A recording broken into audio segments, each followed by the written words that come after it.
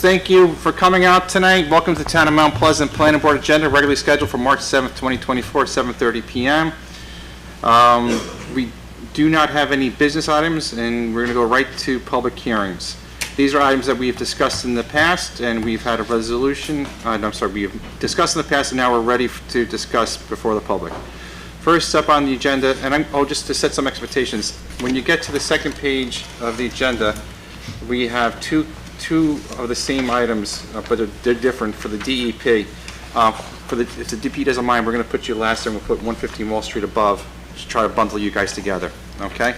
Let's make it more efficient if we can. So 115 Wall Street will be number 4, and the number 5 and 6 will be the DEP. And I know you guys want to present it together, even though one's different than the other. Okay?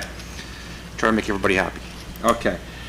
First up, new public hearing, proposed item 6, Gatwick Court, construction of retaining walls to create a usable backyard space. Application steep slope SS 23-19, location 6 Gatwick Court, Chappaqua, New York.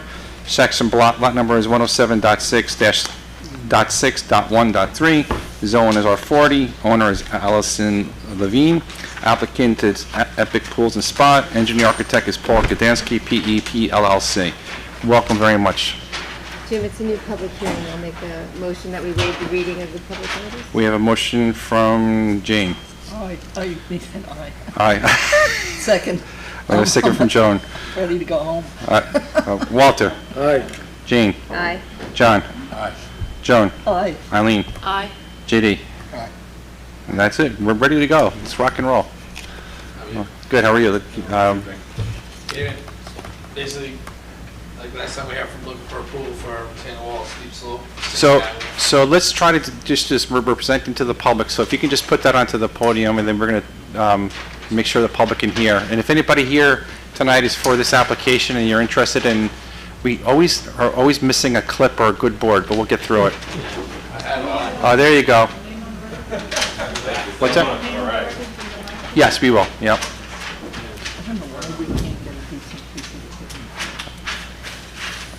equipment. Okay, now we got that up. Next piece of the puzzle we have to do is just for the record, just your name and who you are and what you're doing here tonight. Up at the mic. Up at the mic. Come to the From mic. Epic Pool and Spa, the contractor for Levine's at 6 Catholic Court. Thank you. And John Levine, I am the owner. Okay, so just walk us through, and us, but also the public through this whole thing tonight. Should we pivot it, or? You can pivot if you like to. We've seen it. Basically, what we're doing is constructing, or trying to. Sir, you have to grab the microphone. Sorry. You can take it off. You can clip it if you'd like. You see those clips? There you go. It's like karaoke night. So we're seeking approval to build this retaining wall on the back of the property to make a flat level land for the kids to play. There's really no access in the street or in front of the house, so we kind of need a flat area. And there's a steep slope section in the back corner that needs to be excavated in order for the wall to go in. It's pretty cut and dry, Yep. nothing major. Are you putting in a pool, though? No Or pool. No, just- that's coming up. Okay, I was like, I don't see a pool. We do a lot of masonry work and stuff. Okay. We do both pools and patios and stuff, and we did their friends and neighbors' house, so we do. Okay, got it. That's what we do. Yeah, this is just a retaining wall. Just a wall, trying to create some flat space for his kids to play. 3 is the pool.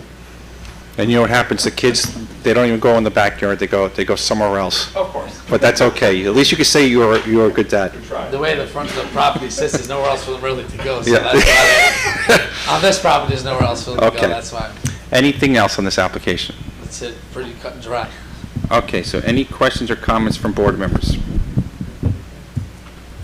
Okay, so where we are tonight, to the folks who came out tonight, we have heard this application before. They have gone through a review with town staff, Pat Cleary and some other folks, and they are now presenting it to the public. If there's anybody here tonight who has questions, comments, or any feedback that would be helpful for this application, you can raise your hand and we can give you a number, and you can address the board and any comments that you may or may not have. So any questions or comments tonight on 6 Gatwick Court, construction of retaining walls to create a usable backyard space? Okay, going once, going twice, going 3 times. Okay, let the record show that public has not indicated to have any need to say anything tonight. Okay, so next up on the conversation is we have a public hearing open. I'll make a motion to close the public hearing. We have a motion from Joan, Second. second from JD. Walter? Aye. Jane? Aye. John? Joan? Aye. Eileen? Aye. JD? Aye. And aye from me. Okay, so we have closed the public hearing, but now we need to take action on the, what the consultant has done, which is write up the resolution, which we've reviewed and now we're ready to discuss or approve. I'll make a motion that we direct the consultant to, Correct. Right, prepare the resolution. Prepare the resolution. So we have a motion from Joan, I think that was numbers. second from John. Walter? Aye. Jane? Aye. John? Joan? Aye. Eileen? Aye. And JD? And aye from me. Okay, so that is an easy one tonight, and good luck, and I hope your kids enjoy what you do, because, and you remind them what you did. Thank you. Okay.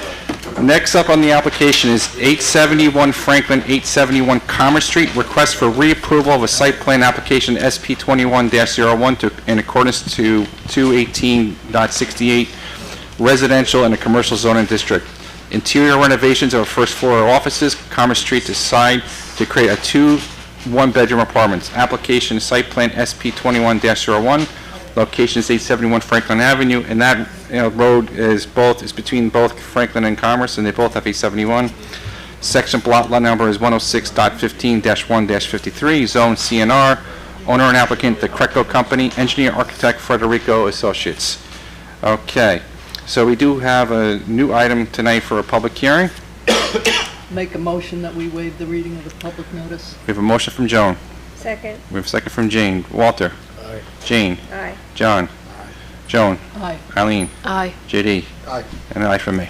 Okay, Mike is yours. Good evening, Corey Salomon from Zarin and Steinmetz here tonight on behalf of the property owner in connection with this site plan approval.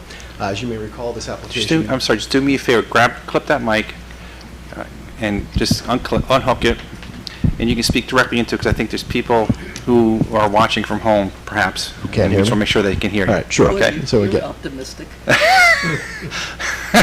So again, Okay. for the record, Corey Salomon from Yeah. Zarin and Steinmetz here tonight on behalf of the property owner. Yeah. This application has been before you previously. We received site plan approval for this conversion back in November of 2022. We also received special permit approval and 2 variances. Since then, we've been processing an application before the state to get relief from the fire code requirements.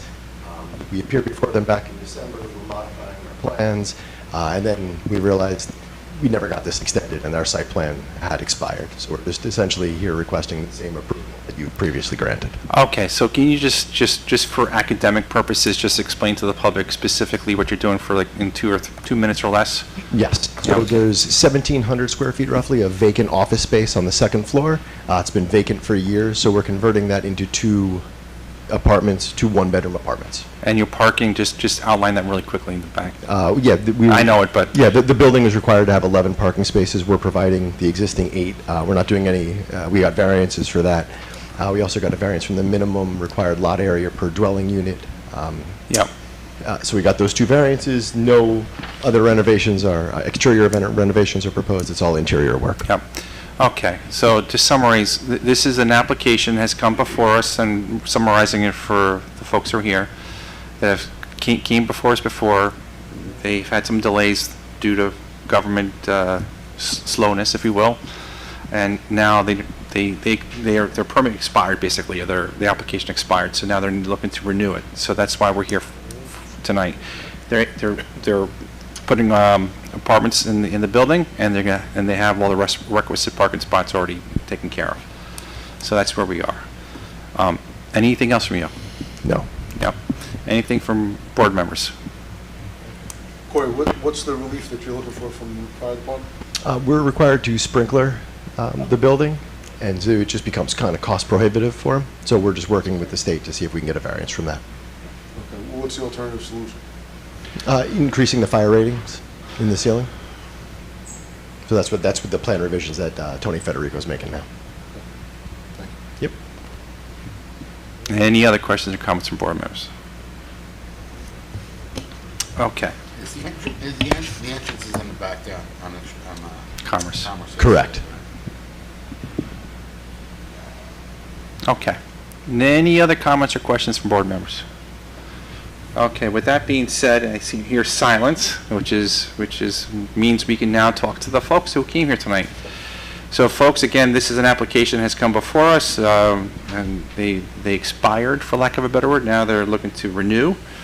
An application, 871 Franklin, 870 Commerce Street for apartments and some renovations on the building. So if there's anybody here tonight for this application, I'm going to ask you to raise your hand, and we'll assign you a number, and you can address the board. If not, we can discuss the next steps. So anybody here tonight for this application? Going once, going twice, going 3 times. Okay, I'll make a motion to close the public hearing. we have a motion from Joan to close the public hearing. Second. Second from John. Walter, Aye.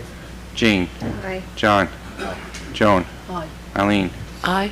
JD, Aye. and I for me. So we have a closed public hearing. Make a motion, we direct the consultant to draft a resolution of approval. Motion from Joan, Second. second from Eileen. Walter, Aye. Jean, Aye. John, Aye. Joan, Aye. Eileen, Aye. and JD. Aye. And an aye for me. Okay, that was Thank you very that much was for your time. good. Thank you Appreciate for it. coming. Okay, next up on the agenda is item number 3, proposed 115 Milton Street, construction of an in-ground pool with surrounding patios, pool house with steps, retaining walls, and associated stormwater management improvements. Application steep slope, SS 23-17, location is 115 Milton Drive, Thornwood, New York. Section block number is 106.16-1-20. Zone R40, owner and applicant is Stephen DiNapoli. This is a public hearing, folks. Make a motion to waive the public notice. Motion from Joan, Second. second from Jean. Walter, Aye. Jean, Aye. John, Aye. Joan, Aye. Eileen, Aye. JD. Aye. Aye for me. So the public hearing is now open. Good evening, members of the board. Dan Collins, Hudson Engineering, the engineers for the project. Just to give a brief description of everything we're doing, essentially there was a previous, when this was approved, there was a patio that was approved in the rear yard as part of that. That patio was never constructed. So now we're back here, we're actually putting a new pool in the backyard, which terraces up into the slope. In doing so, obviously, we're disturbing some of the existing steep slopes in the backyard. The impervious area is going to be captured and conveyed to the existing system in the front, for which we're adding, I believe, 9 units to that existing 32-unit system, which is now capable of treating the entire site up to the 25-year storm. So essentially, that gives us the brief overview.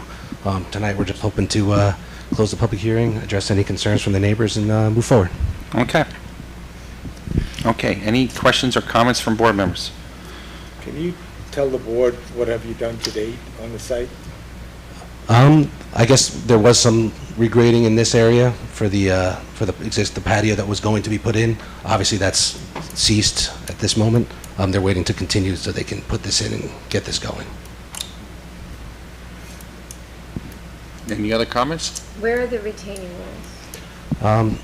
So basically, you'd step out of the back of the house. This would be flush. You have 2 steps up, and then you have these retaining walls coming up the side, and then basically a landscaped area between where you step up to the pool area with the pool house, and then there's retaining walls around the outside to the back, where then there's another level of steps that goes up to the landscaped grassed area to the back.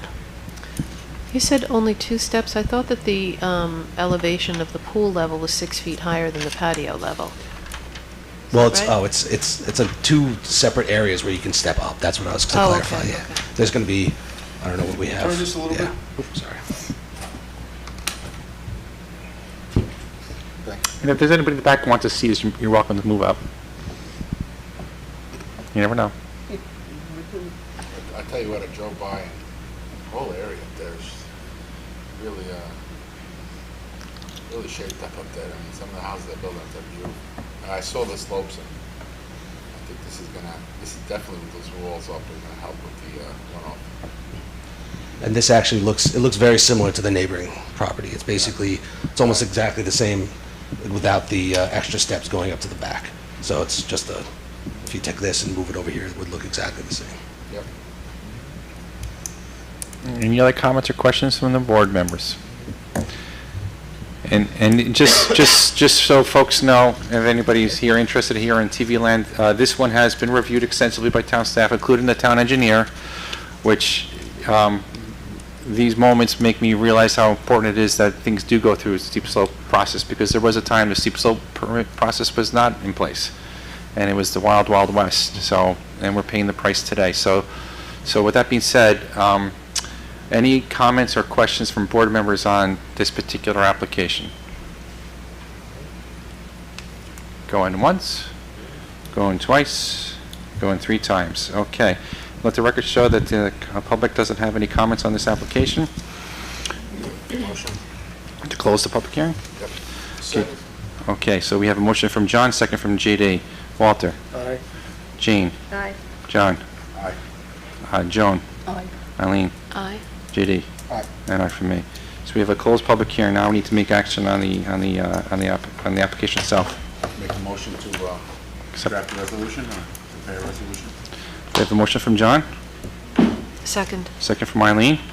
Walter? Aye. Jean? Aye. John? Aye.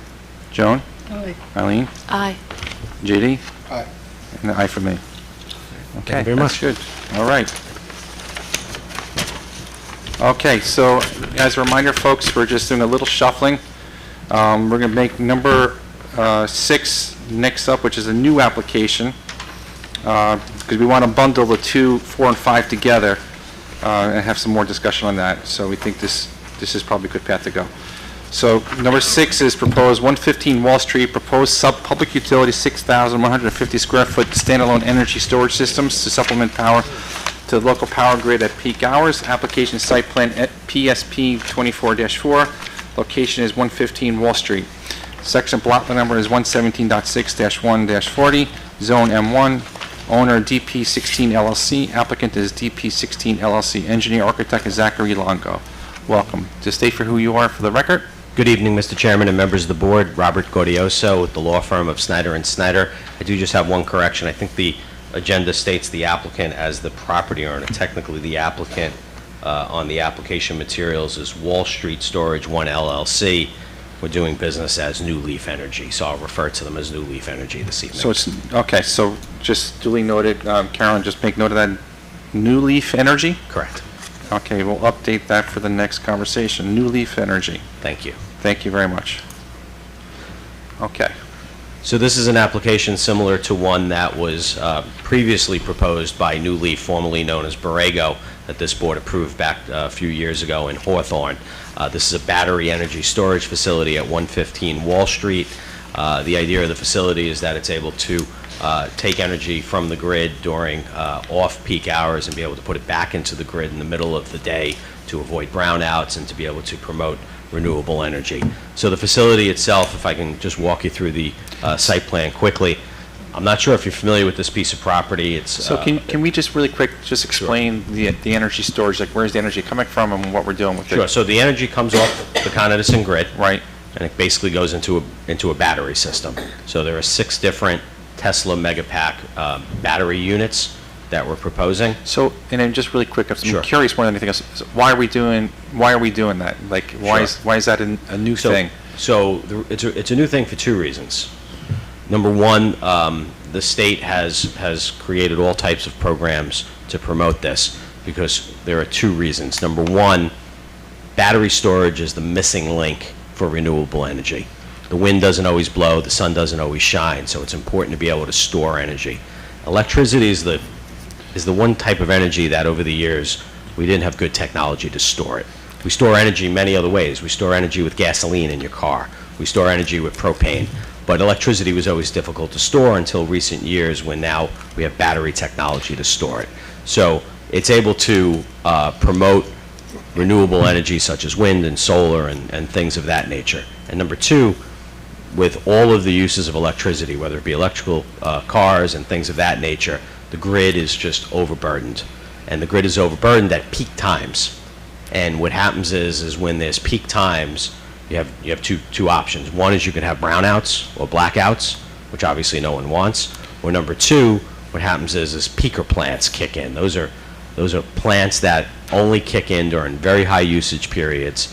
They're very environmentally damaging.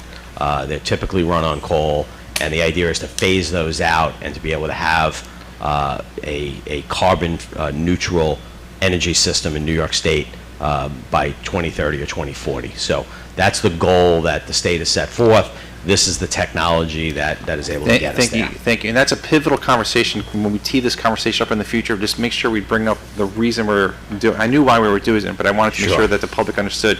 It's not Con Edison just sending us electricity to store. There's something behind Con Edison. That's right. So this is actually, we do an agreement with Con Edison. So we take the electricity, to answer your first question, we take the electricity off the grid. Right. We store it. And then there are 4 hours in the middle of the day. Generally, it's between the window of 2 p.m. to 6 p.m. Yeah. And over that 4-hour period, the batteries send the electricity right back into the grid. We send it back into a feeder line. That feeder line is the feeder line that supplies energy to Mount Pleasant. So that's a very important component of Okay, this. thank you. And that's why it's in the location it's in. So this is a location, let me just take another step back. This is a location where this type of use is permitted by special permit from the zoning board, so we do have to go to the zoning board. We do need 2 variances from the zoning board, which I'll explain in a moment. One is a front yard setback, and when I explain that, I think it'll make a little bit more sense. And the other is a fence height. When we met with the pre-application meeting with the building inspector, and just as he did last time, he suggested an 8-foot fence this time. Which 6 foot our regulations what? is 6 feet. Thank you. So we need a 2-foot height variance for the fence. So Hit that clip. There you go. we submitted a number of documents before I talk about the site plan. We submitted all the application forms. We did the environmental assessment form, which includes concurrence from SHPO that there's no archaeological historic resources. We did a stormwater management letter. I know one of the comments is to provide the calculations. We have no problem doing that. There's monitoring wells on this piece of property. We looked at that. There'll be no impact to the monitoring wells, no impact to any type of contamination that was previously on the property. We gave you the equipment specification sheets. This is the newest state-of-the-art equipment. It's the Tesla Megapacks, and we gave you that specification sheet to show you what that looks like. We also provided a decommissioning estimate, because in the past, this board's required a decommissioning bond. We have no objection to that. We looked at the wetlands. We analyzed the wetlands. We have no impact that requires any type of wetland permit. We provided photographs showing how not visible this proposed location is, and I'll talk about that on the site plan now. So the address is 115 Wall Street, which is somewhat of a misnomer, because Wall Street in this location here is a paper street. It does tie in back on the neighboring property over here, but in this location it's all a paper street. The real street is Commerce, which comes down here. So while this is technically the property line, and it's technically the front property line based on the original approval back in the day, we have literally hundreds of feet until you get Commerce Street. So this is all wooded in through here. The existing building is up in this location, this 2-story building, and this is the entire parking area. The proposed facility is down in this location, so we have a fenced-in compound, just a little over 6,000 square feet with a gravel base. We're coming in off the existing parking lot with a gravel driveway. We're not going to eliminate any parking spaces. This is lined up with the aisle, so there's no loss of parking spaces. So where's Grand Boulevard? I'm sorry. Where's Grand Boulevard? Grand. Grand Boulevard and in the tennis courts that. So that would be, so that's all the way over here. So this was originally 2 parcels. It was cut in half. Okay. So the second building is right about here. There's the tennis courts, which are over here.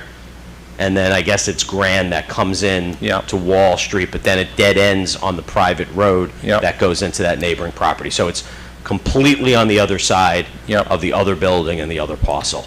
We're closer on this side, so you have the Con Ed lines here, you have the Mount Eden Cemetery up here, and I believe it's Gate of Heaven that's across the street here. Okay. You need a bigger map, Rob. I need a bigger map. So that's just to orient you. So when you come into the property, parking lot, 8-foot fence, chain link fence here, gravel compound. We have 3 main concrete slabs with the Tesla Megapacks, 6 of them sitting on the slabs. And then we have some transformers that we interconnect into Con Edison. And then there's a pole here, and then we tie into the existing pole that's here overhead, which is in the woods. Yep. So there's a road. I guess that goes past the tennis courts. If you're coming from Wall Street or Grand Boulevard, no matter how you say it, that goes through that park. So those solar panels are in front of that road? No. No? Okay. So this is where the two properties connect. Yeah,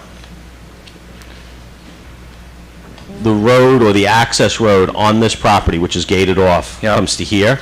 This is where the gate is, where the non-paper part of Wall Street is. yeah, And then ultimately it connects in all the way Okay. down here. This Wall Street portion, which I believe is a private road at that point, is kind of in disrepair. There's a lot of potholes. yes, it is, yeah. And down in there. So that's probably in this location all the way down here. Okay, so then you go down that road, and there's a turn, and there's a big parking lot. So you're going in the parking lot, or are you going, I'm not sure where, I'm trying to figure where you're going.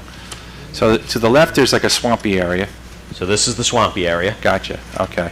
Okay. This is like a grassed area right here. There's a So big you're in the grassed back, area. you're in the front of the parking lot. So technically, it's considered the front yard Yep. because of this paper street But- and the way it was originally But you're developed. putting it in the for today's parking lot, in that building. It's correct, but it's not the parking lot. It's the grassed area adjacent to the parking lot. Gotcha. Thank you, Pat. Sorry to ask all these questions, but Individual. it is good to see the visual. So these are the photographs that I'm not sure if you have the packet in front of you. No, Okay, I'm gonna so pass this along. if I can just orient you. Here's the building. Yep, Here's the Wall Street road that we're talking about, I believe. Yep. It's down here you were speaking of. This is the other building. Yep. The tennis court is over here. yep, This is technically Commerce, which then ties into the Taconic. This is Wall Street Paper Road in through here. I see, okay. That's Wall Street Paper Road. Electric is. Yeah, correct. Terrain controls. You're gonna- This is- The Pope was We're there. going to be right in here, in this grassy area. Yeah. Yeah. So I'm going to show That my... make sense? This was the Terrain controls when I was a kid. But yes, I see where you're going. So yeah, so the tennis court's all the way, this is the end of the Gotcha. building, tennis court's over here. Okay. Does that make sense? Yes. So let me ask you this question then. Is it the same owner of property for the tennis court building as this for this building? I think they're the same owner, but it's two separate lots, two separate parcels. There was a site plan approval, and Carol will correct me if I'm wrong, I believe it was in the late 80s when they split the property up and they built the tennis court back there. So I'd like to ask these questions when the adjoining property owners are the same. Are there any plans in place for both pieces of property at some point in the future? Not that I'm aware of. Okay. Yeah. We're only, Let the record show. yeah. We're only leased and proposing on this particular parcel, Okay. in this small area. Okay. So some of the other comments that we received, as I mentioned, was the stormwater management. We'll show the calculations on that. We'll be able to keep everything on the property. That's not a problem. There was a request for some additional landscaping. We can certainly probably fit in something on both ends here. Although if you look at the photographs that are being passed around now, you could see, because this is all wooded and there are no residences anywhere near this, there's really no visibility to this, So to this project. if my memory serves me correctly, the wetland for that is just past that grass area, right? So we actually delineated it, you could see it here, and it's Yeah. not a regulated wetland, but it is all swampy down in here between Commerce and the property line. So I would say regulated or unregulated, it's a wetland, right? And we're not in the wetland. Yep. We're not impacting the wetland. We're not filling the wetland. We're not in Okay. any way touching the wetland. We are in the completely dry area outside of the Okay. quote-unquote So, Mr. Chairman, the unregulated issue with respect to wetland. that is if they're in the wetland buffer that extends beyond the wetland boundary, which they may be. Okay. If that's the case, there would be a local wetland approval that's required. Steve's input would be necessary. Absolutely. Yeah, the CAC is here tonight too, so. You said you were leasing the property? Correct. For how long? I don't know the number of years off the top of my head. Usually it's a long-term lease, though. I believe it's 25 or 30 years. 25 years. And then what happens after, because we've had similar applications, then what happens after 25 years? We decommissioned. We decommission, so we've submitted the decommissioning estimate for the bond. That was required the last time we did this. And then we're going to restore the site to whatever it was going to be, Correct. right? Which we Correct. would need to make sure that we think about. What we did is we submitted an estimate that included all the decommissioning and restoration. Okay. Anything else? No. It's a part of the Con Ed grid, so the energy goes in through overhead wires? You're not tearing up the parking lot or anywhere? It's all over? So, correct. So we're not touching the parking lot.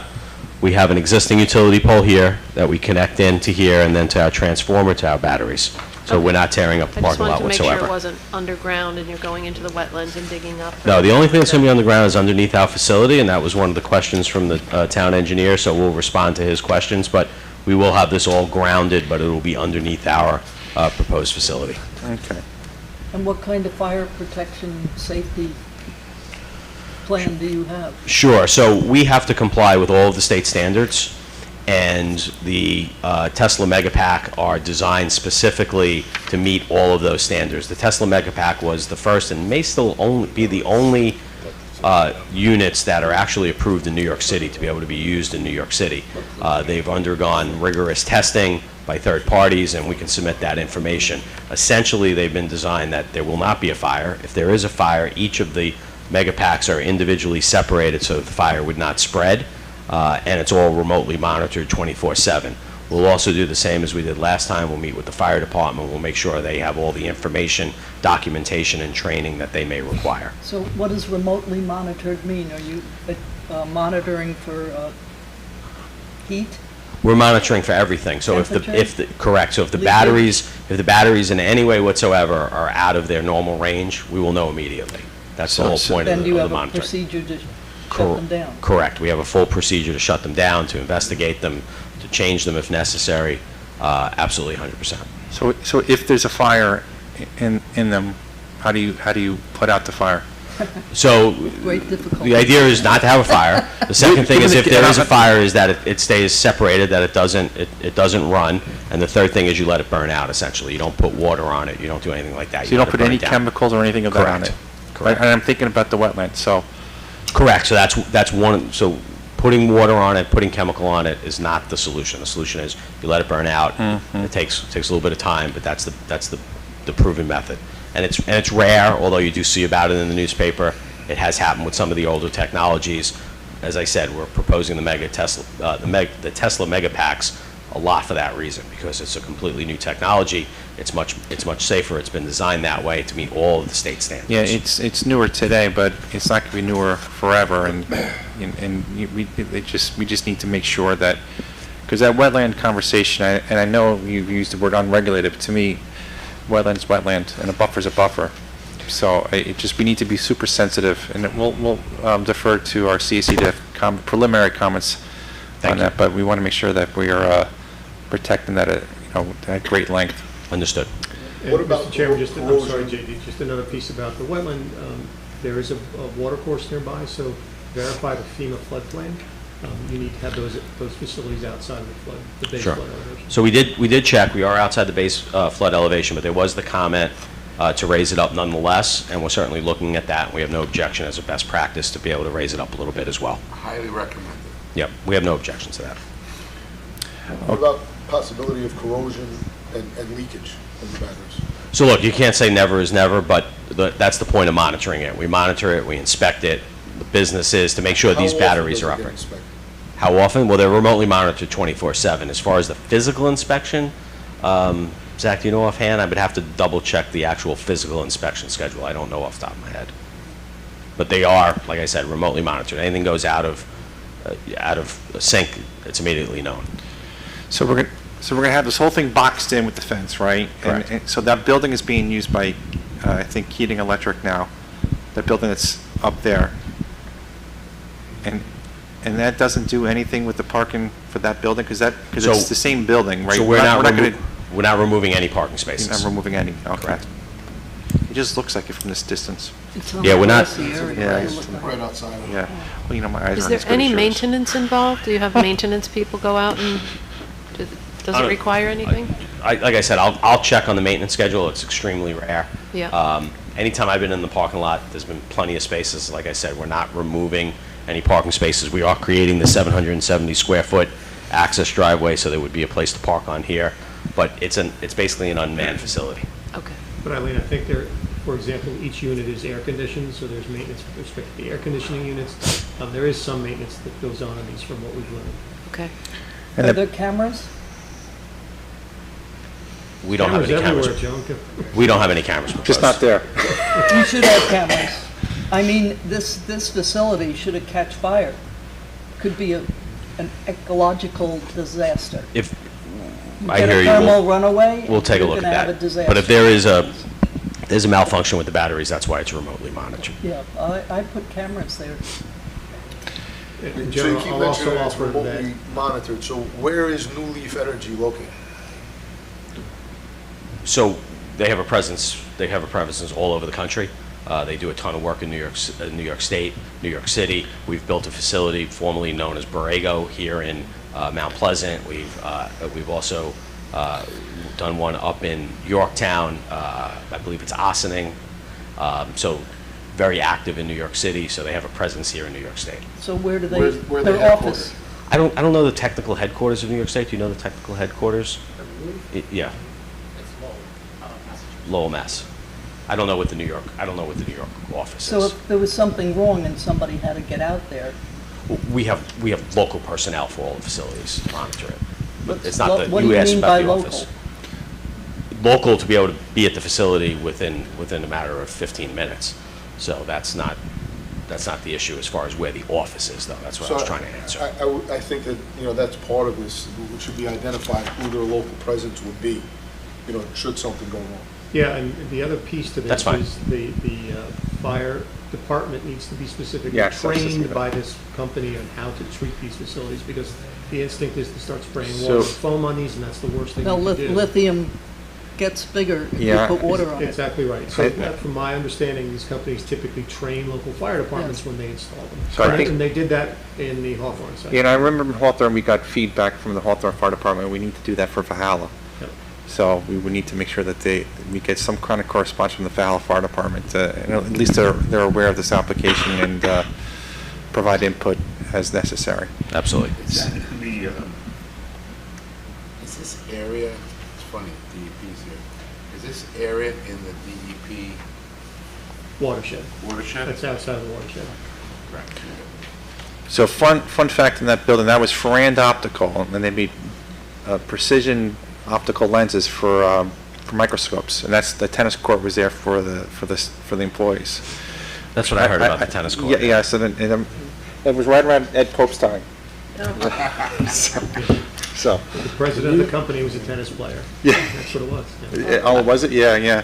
Do you have intruder security at this facility? I'm sorry, I didn't hear you. Do you have intruder security? So if any of the cabinets are opened, that would automatically be picked up by the remote monitoring. We also have the site fenced, obviously, and locked. And that's why we need cameras. Right, so you could penetrate Before the they understand. get to fence. open, you might want to Yeah. know they're on their way. So you could penetrate the fence and you would have no idea that someone's inside the perimeter. Correct. All the battery storage units, and we gave you the specification sheet, and we can certainly show you what they look like. They're obviously locked and secured themselves, so it's not something that just someone could walk up and open up the units. They are completely locked and secured in such a way as to avoid that. But there's no cameras, there's no lasers or anything like that to So there's no capture. alarm system if somebody, No, there's an alarm system built into the battery units Yeah, themselves. so correct. once it's opened, not it the goes fence. off, and then it's too So late. how much is each one of these? When you say how much? What is the value of each one of the cabinets? I would have to get you that number. I don't know what the number is as I stand here today, but they are extremely expensive. I guess the worry here is that, you're just outside the DEP watershed, which is drinking water from New York City. Across the street, you have the Bronx River, that just goes all the way down. Davis School. Everything you have, so, this is a very sensitive area. And that's what we want to make sure you have cameras, you have the state-of-the-art technology for alarms and whatnot. I mean, I get it, you got a monitoring system, the slightest leak is going to tell you, okay, it's there, but the local fire departments especially, that's some heavy-duty training, you got to teach them everything, they got to know everything about that place. Yeah, because We agree with you. We have a wetland, and I'm just going to use the word, I'm not going to proceed it with unregulated. There's a wetland, and across the street to Jane's point is Davis Brook, which is a feeder into the Bronx River Parkway, which is an important body of water. So, there's things that we need to think through, but we can get into all that at some point, and Mr. Stephen Cabby, I want to get your input in a moment, if you don't mind. Yeah, so at this point, we know we need variances, and so they're going to go off and they're going to do their, So this is also an action that's subject to seeker. So Yep. tonight, you can commence the environmental review by designating your intent to be lead agency. Yep. And then we can further evolve your evaluation of all the issues you're talking about now as we go through that process. yep. Before we do that, I have another question. The town engineer, as well as Mr. Cleary, pointed out that town's main water supply is within the vicinity of this battery storage area.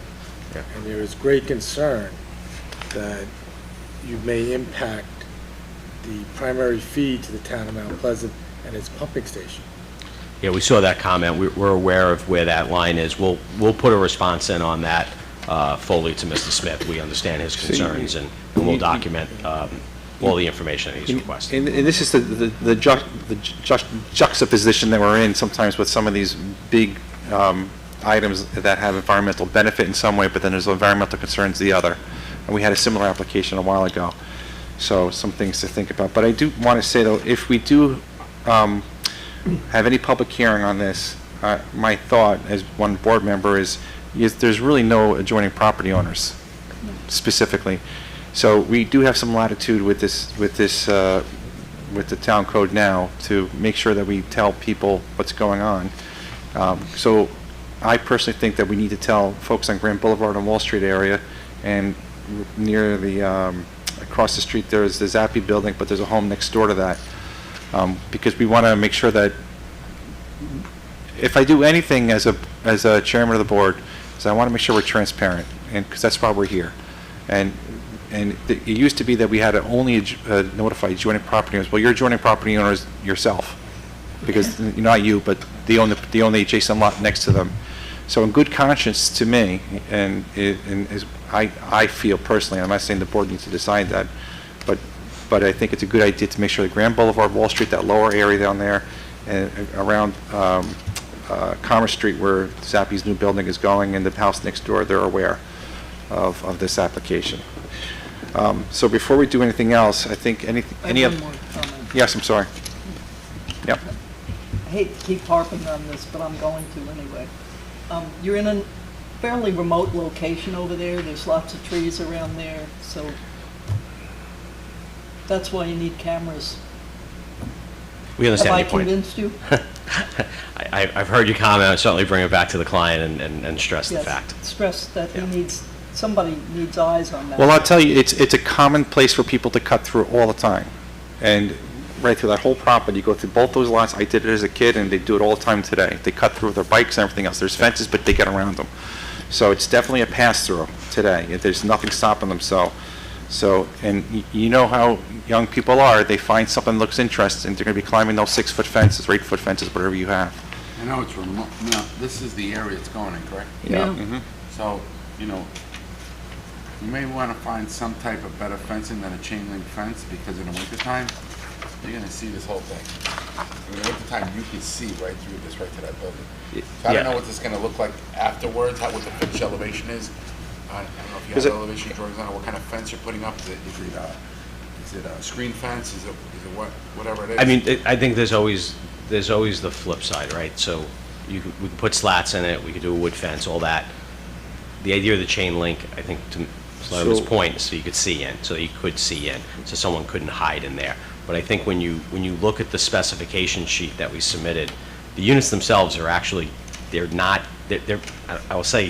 go out on a limb here and say they're actually attractive looking. They're very modern looking. They look like storage units, but Right, so what's attractive to some may not as attractive to others. So what I think we do need to do, when you get to us a little further down the path, I think having, to John's point, views coming down, and I know it's a distance, but I'm very concerned about that neighborhood, Wall Street, Grand Boulevard, Leroy, all down there. When you go down that hill, you can see, when you come down from Lakeview onto Wall Street, you'll have to take a pivot down there. You see right down that road, and down at the end of that road is Ferran Controls, formerly known as Ferran Controls, and you can see all the way into that site. So I want to get some kind of view done like this, but from, I'll say this, into- if you have a specific location you want us to take a photograph from, if you could pass that along to us. Yep. I know I was out there, and I So- don't think you're going to see it from there, and I think if you do see it from there, it's going to be... The leaves are off now. I know, You can't see it even now, I mean, Well, even now, I think but- that where it's tucked in... I want to remove the word think, and I want to know what it's going Totally to agree look, with you. what it's going to look like. So when you're standing at the other end of the property, and you're on Grand Boulevard, and at the end of Grand Boulevard, Wall Street, down there, what am I going to see looking down whatever that paper road is, or whatever we call it today? There's a road meandering our way down, but I want to get a view of that, because if I'm going to see an 8-foot chain link fence with solar panel, with battery backs in there, it's going to be something we need to figure out how to screen. I'm fairly confident you won't, but we'll document that. Thank you. I think even more though, and to piggyback on John's point, if you put slats or if you had a wood fence or something like that, kids can't climb it. And if you have cameras, then you don't have to be able to see in, because if somebody got into the fence, you're gonna know that with the cameras anyway. So, And- we can resolve both of those issues. And then also, when you're going up Commerce Street from the Parkway, you have the wetland, and then you have this new application. What does it look like from there in the winter? Just so I don't get it wrong, if So- there's any way we could maybe send you a map and you can put an X Yeah. or a couple X's on the Be map, happy I just to. want to make sure we get it right. Because this is a pretty substantive change, and listen, change is not bad, and I love the idea of having sustainability stuff in town, but we want to make sure we do it right, and we want to make sure that we integrate it into the community with thought.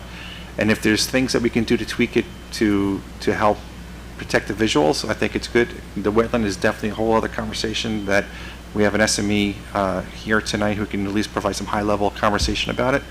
But I want to make sure we protect it. So yes, I will definitely positively tell you where we need to kind of get some views. And we did that before, by the way, with some other applications. We asked them to do a little bit of an analysis of what the viewscape is going to be. We Okay? appreciate that, thank you. Okay, I think. Wait, one more Go ahead. question. Are you removing any trees? I think there's 3 trees to be removed, but we're going to add 2, and we're going to add additional landscaping. Yeah. Are there any special insurance requirements you need to have in place before you embark on this endeavor? I mean, we are fully insured, and we have no objection to submitting the necessary insurance certificates to the town, which we routinely do as part of the building permit process as far as the construction and things of that nature, but that's not a problem at all. Okay, so any other questions? They're going to come back to us, so we're going to have a whole bunch of other application meetings with them, presuming they get through zoning and everything else. But we will hold off 1 second. So we got to do, Steve, I'm going to ask you to comment, but before we do that, let's just do a vote on the secret element, and then Steve, if you can share your thoughts. I'm anxious to hear them. So Make a motion, we declare ourselves the lead agent. we have a motion from Joan, Second? second from Jane. Walter? Aye. Jane? Aye. John? Aye. Joan? Aye. Eileen? Aye. JD? And aye for me. And we do have an arm or leg of Mount Pleasant Planning Board, who is our environmental expert, if you will, or a body, from the head of the body of the expertise, Mr. Stephen Cavey. Thank you, Stephen, for coming out tonight. For you manage expectations by not referring to me as the environmental expert, but Oh, don't second guess yourself. in any case, Stephen Cavey, Conservation Advisory Council Chair. So just a couple quick things.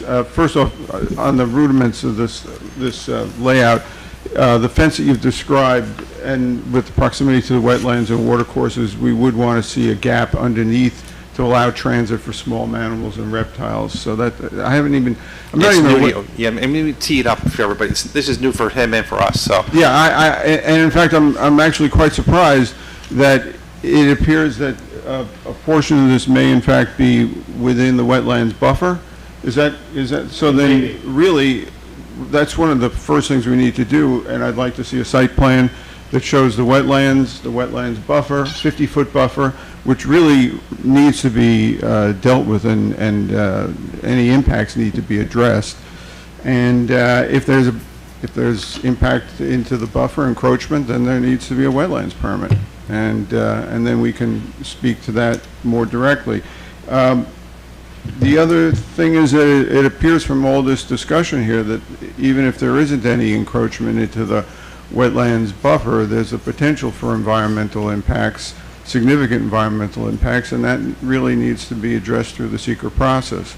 I'm new to this. I didn't even expect to see anything under discussion here with regard to environmental impacts, but clearly we need to understand more fully what they might be. And again, as you said, Mr. Chairman, the idea of supporting sustainable and renewable energy is really important, but it also needs to be coupled with environmental controls and the proper management. So that's it really. Can you show me on the plan where we are exactly? Sure, so Steve, you may want to see this, maybe it's easier. Yeah, this is the parkway, Steve. You see it? And this is where it's going to go, right over here in this dirt area, basically. And then in here's where the wetland is. And just to clarify, on the plans, the wetland is delineated, as is the 50-foot buffer, and we are outside of the 50-foot buffer. But that is all delineated on the plans. So this is the Commerce. And if the CAC needs copies, just let us know. Yeah, We'd be happy to send copies. Steven's going to need a copy. Can he have this copy, or? He can have that. I mean, I think that was Pat's. It was, you can have it. So I'm giving away Pat's copy. We'll give it away. You can have it. You got the Well, price. it's all tonight. on it's all on the town's portal now, which I have to say I was skeptical about, but I think it's great. Can you just show me again where the wetlands buffer is?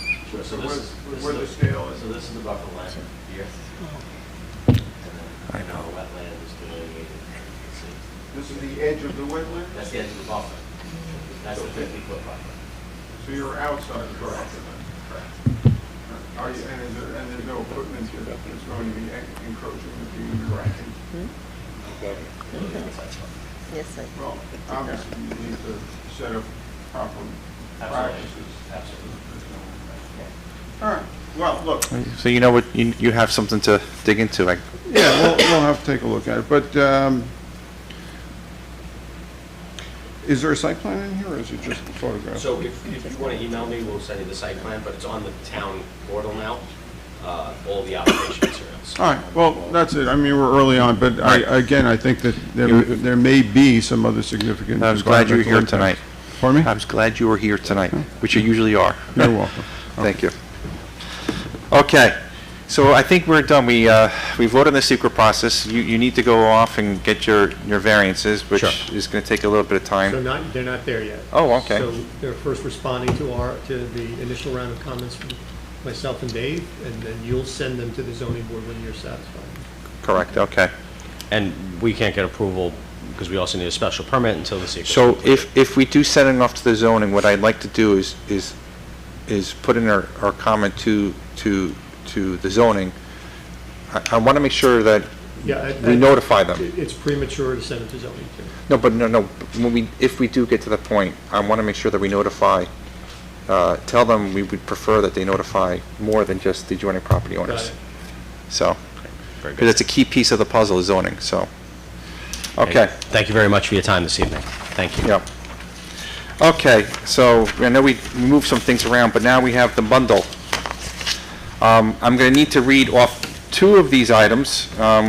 One to continue an application, one is new application, so bear with me one moment because I need to read number 4 and number 5 together. Mr. Chairman, I'm going to recuse myself. from Yes, this here. thank you. So we're going to read these two off.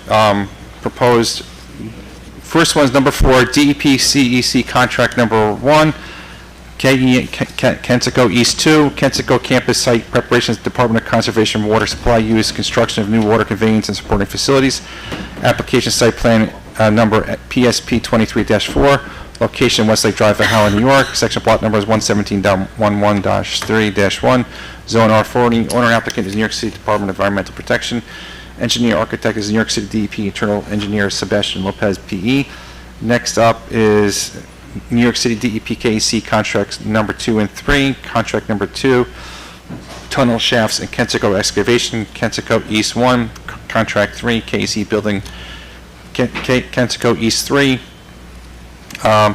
So these two applications are, we don't normally hear applications together, but in this situation it makes sense because they are essentially working on the same site. Different phases of the same. But different phases of the same site. Okay, so let's start off with contract number 1 when you guys have a chance. Oh, it's right, we have a movie.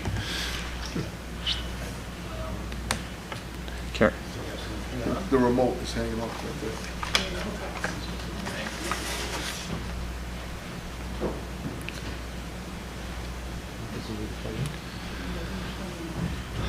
You need to plug in. It's money. Did you plug it into your laptop? Yep. Oh, okay, good. Should come up then.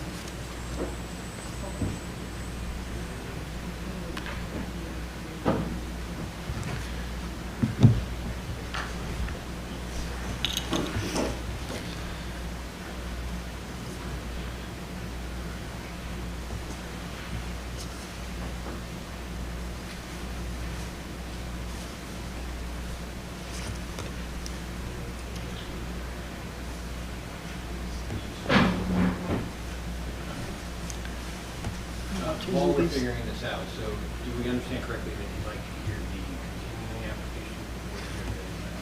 application? Yes. Yep.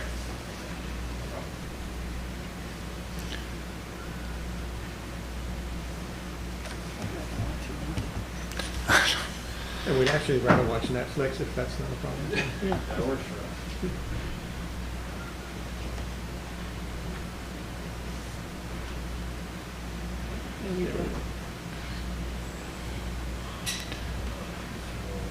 So this is the super engineering project, from what I understand, and we've heard in the past. So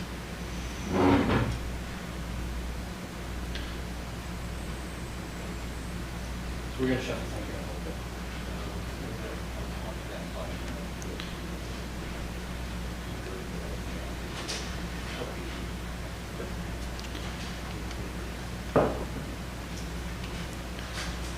Good evening. I'm Kevin Ellenwood. I'm the Deputy Portfolio Manager for the KEC project for the DEP. I'm here with my colleague Justin Rigovino, an accountable manager. So I'll present the continuing application, the site preparation contract, and then Justin will present the new application, the tunnels and shaft, the more exciting of the contracts. So we're going to juggle this around a little bit. Just to give you the context of the overall program, I'll go through this. You can clip that mic, and you can take that off if it's easier for you. I think it probably, so people can hear you. Absolutely. And then we'll refresh your memory on what we presented back in July. Okay, so the KEC, the Kensico Eastview Connection Project, this creates a new connection between Kensico Reservoir and the CDUV facility in Eastview. There are a number of different contracts that we are going to be using to construct this overall project. The work involves construction of a downtake shaft over here at the Kensico site, a tunnel from here over to our CDUV facility. It's about a 2-mile long tunnel, and then an uptake shaft, so another shaft to bring the water up to the surface at the Eastview facility. And then we'll construct a connection chamber to connect this new tunnel to the existing CDUV facility. So the continuing application, that's the first phase of the contract, that's called Kens East 2. It's the site preparation here at our Kensico site. This sets the stage for the rest of the following contracts. So if you want to go to the other, yeah. Okay, can you go to the next slide? Okay. Yeah, sorry, go to the next slide.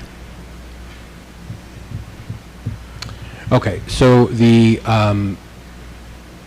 this first contract, we have, it's a site preparation contract, so we have earthwork. We'll be setting up the construction trailers that we're going to be using for the duration of the project, approximately 10 years. We'll be doing the majority of the required tree removal under this contract. We are trying to phase those tree removals to the extent possible, but because of the work involved for the majority of the Kensico site, the trees have to, most of the trees have to come out of the first contract. you'll see in later site plan applications that when we have work along the shoreline, we'll defer tree clearing there. We don't need to do it immediately. And then we'll have, as I said, we'll have earthwork on site. The goal is to balance the site, so any cut that we're creating on site, we're going to place it back on site, so we're not taking soil off site for this first contract. Also with that, we are constructing Westlake Drive. We're relocating it to the northern edge of our property. And so that allows us to create a secure perimeter. So right now, as you know, Westlake Drive comes straight through our property. So we have two secured perimeters. So this, by doing this, we can create a secured perimeter around the entire site. We don't have the public coming through. And then it also separates the public from our work. So that will be one of the first activities. We'll construct that. Once that's constructed and accepted by the town, we'll convey it to the town by way of an easement. And I'm not party to those discussions, but I understand that our legal is working with the town's legal currently on working out the details of that agreement. So once that relocated Westlake Drive is conveyed to the town, then we shut down the existing Westlake Drive where it is now, and that just becomes a road interior to our own site. In addition to that, on the relocated Westlake Drive, we'll be constructing a public parking lot. This will be for the high school's use. It's 30-spot parking lot, solar-powered lighting, and then that, again, that is in place before we shut down existing Westlake Drive. So the students would be parking there closer to the school, an easier walk to the school. So can we just clarify the word public parking lot? When you say public, is it for the greater public, or is it just specific to the students at the Halle schools? Right, so the intention is it becomes for student use. It's not something that the DEP would be enforcing. But that's the idea, that it's for use by... Who owns the parking lot? It becomes the responsibility of the school. Okay, but that's not... Well, we'll dig into that, but because and this, you have such a huge project, but this, I want to make sure we get that one right too, because what I want to avoid is that parking lot being used for things other than what it's intended for, and if we have cars being dropped off and picked up and people are using it for reasons that, as an example, I'm thinking like a commuter lot. Somebody drops off the car and somebody picks somebody else off, and now we have a problem, right? So we have to put some parameters around that. We'll get into that conversation a little bit later on, but I just want to make sure we build something around that. What DEP is offered, Jim, is that it would be under the control of the school district. So the school district theoretically monitor it and enforce any parking restrictions on the So it's not a public parking lot. So there's a fine line on what public is. Yeah. So It's a public school, so it's... yeah. Right. Well, who's going to maintain it? The school. The school. Yeah. Okay, we'll have to dig into that, maybe probably get... That's part of as just indicated, that's part of the negotiation that's going on now between the law department. Yeah, I think we should probably get some comments from the school district, though, right? Because I think the school district's quite happy with this. They've been in they touch with the do, school but let's district. get We some will absolutely get the school on the district on the input. operation and maintenance of the parking lot, and the plowing and all that good stuff. It's not being donated to the school, right? But the school, that will not be the school's property. I think it still remains DEP's property, but the school has the right of access. Yeah, but who's going to maintain, who's going to plow, who's Yeah. going to this and that and all that? Yeah. Okay. Okay, so we'll also be constructing a temporary entrance. This is an active DEP facility, so towards the southern end of the property, we'll be shifting the operations entrance there, so it'll come out at Lakeview Avenue, and presently DEP accepts deliveries through Westlake Drive, through the entrance on Westlake Drive. So by doing this, we eliminate that. They'll come through the southern entrance, and then we can have the Westlake Drive dedicated to construction traffic. So that completely separates our construction activities from our active operation activities. As part of this contract, this first phase will also be constructing a new electrical building. This will serve as the distribution point for power throughout the site, and we'll be bringing in underground conduit along existing Westlake Drive to power that. And then finally, we'll be constructing the stormwater management system that we'll be using throughout construction. So namely, 3 different detention basins, 2 along Columbus, and then 1 along Westlake in the back closer to the reservoir.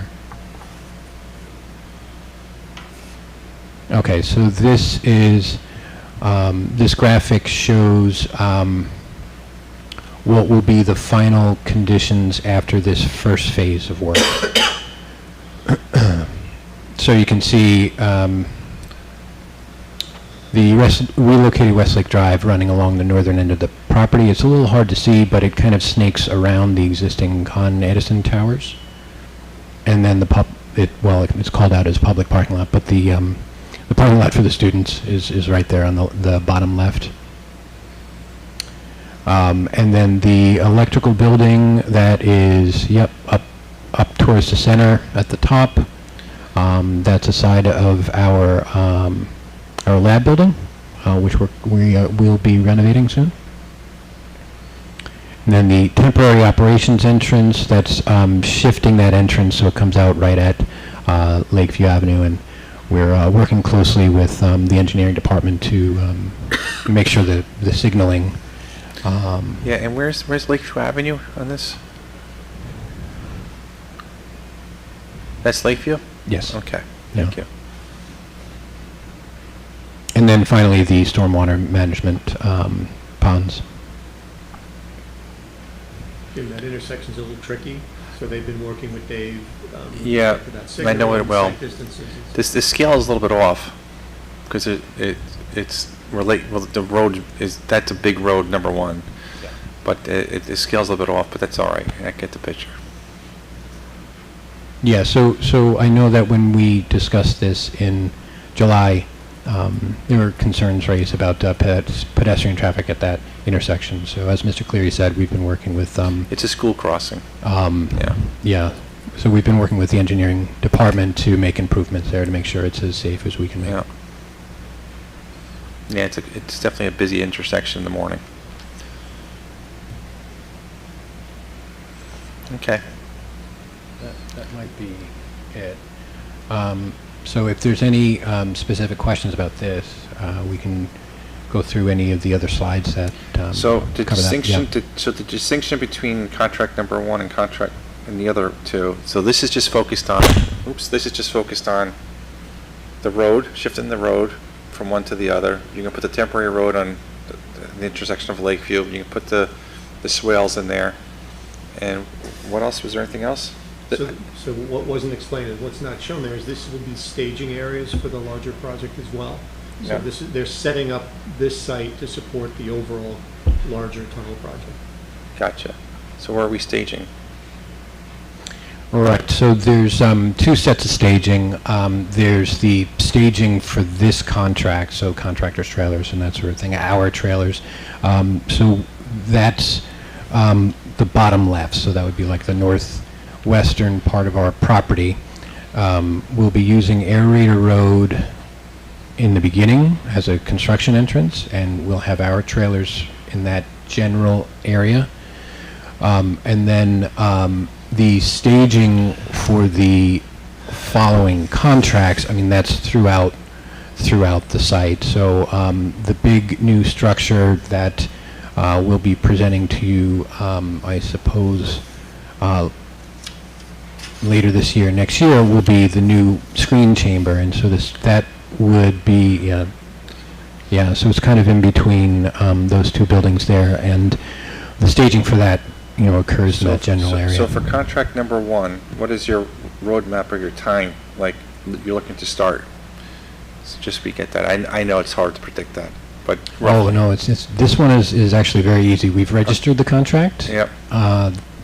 So we registered the contract last week, so we're prepared to begin construction immediately Okay. on this. So Okay. Yeah. you have an award date?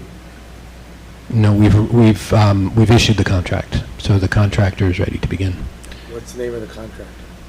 So it's a JV with PJS and Montesano.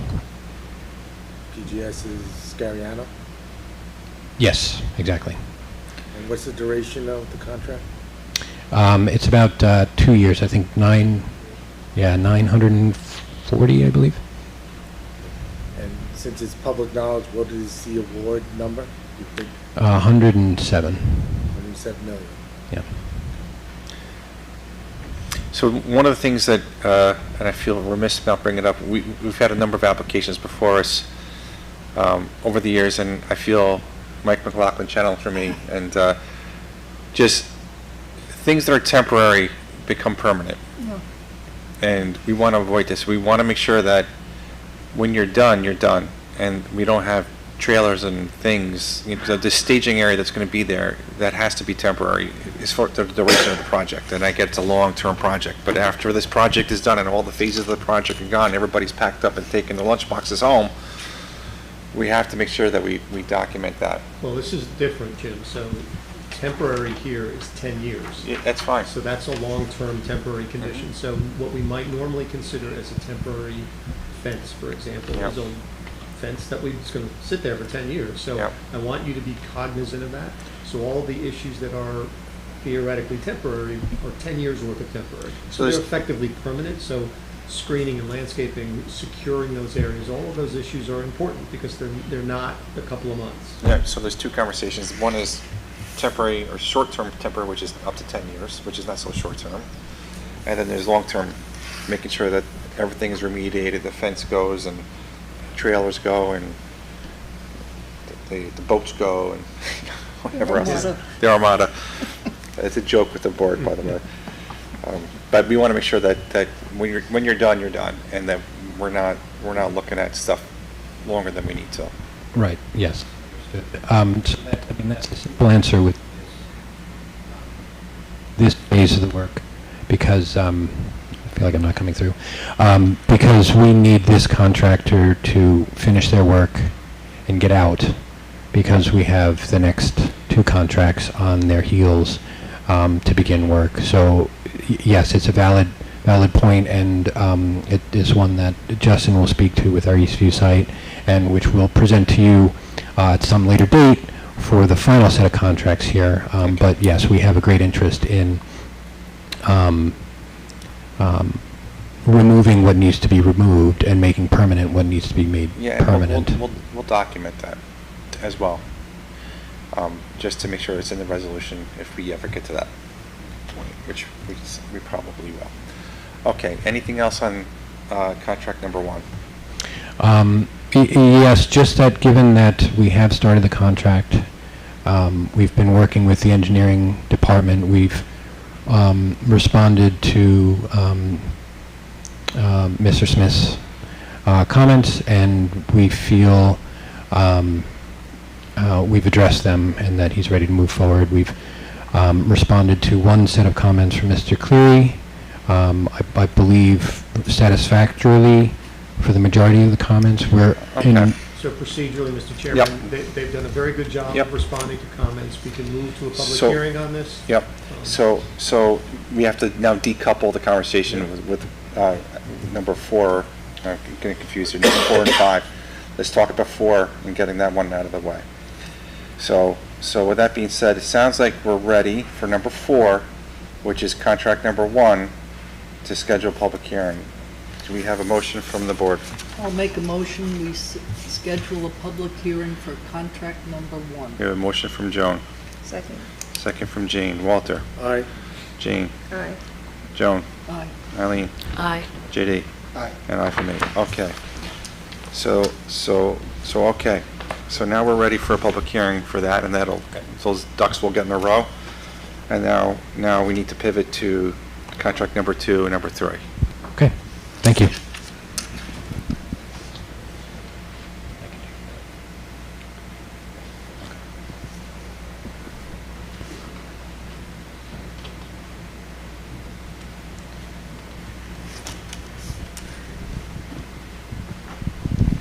because there's some small graphics. We have some handouts.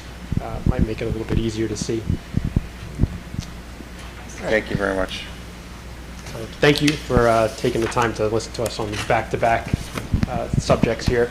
So I'm here to talk about the continuation of the Kensico Eastview Connection project, our contracts number 2 and contracts number 3. Reintroduce myself. I'm Justin Rivellino. I'm with DEP's Engineering, Design, and Construction. Working on these contracts for some time now. So we will just quickly go over the KEC project overview. Kevin did a pretty good job prior, but I'll touch on some other points.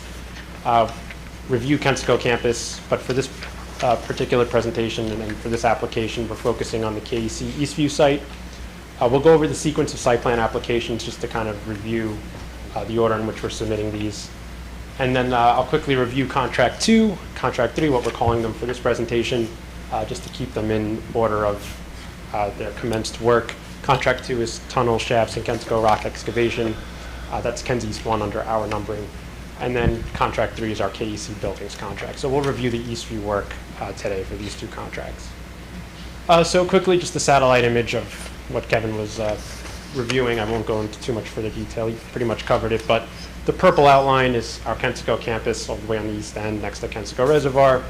The new tunnel that we're proposing is that orange line that runs over to the Eastview site, which is outlined in green. It's important to note that we do have operating facilities at both of these sites. Cannot interrupt those operations at any time, so we're going to have to coordinate closely to make sure both operations and construction move along smoothly. Go to the next slide.